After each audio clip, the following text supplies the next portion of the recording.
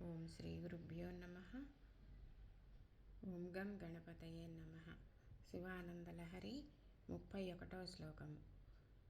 నాలం వా పరమోపకారకమిదం త్వేకం పశూనాం పతే పశ్యన్ కుక్షిగతాన్ చరాచరగణాన్ బాహ్యస్థితాన్ రక్షితుం సర్వామర్చ్య పలాయనౌషధమితి జ్వాలాకరం భీకరం నిక్షిప్తం గరళం గళేన గిళితం నోద్గీర్ణమేవ త్వయా.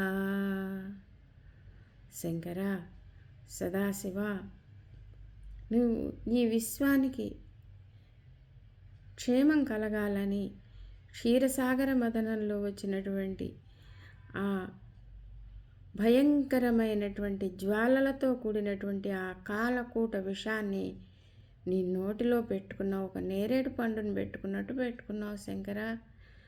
అది కిందకి వెళ్తే, నీ పొట్టలోకి వెళ్తే, ఉదరంలోకి వెళ్తే అక్కడ ఉన్నటువంటి విశ్వంలో ఉన్నటువంటి చరాచర జీవులను నాశనం చేస్తుందని ఆ జీవజాలాన్ని సంరక్షించే ఉద్దేశ్యంతో ఆ విషాన్ని మింగకుండా బయటకి కక్కకుండా కంఠంలోనే ఉంచుకున్నావు శంకర.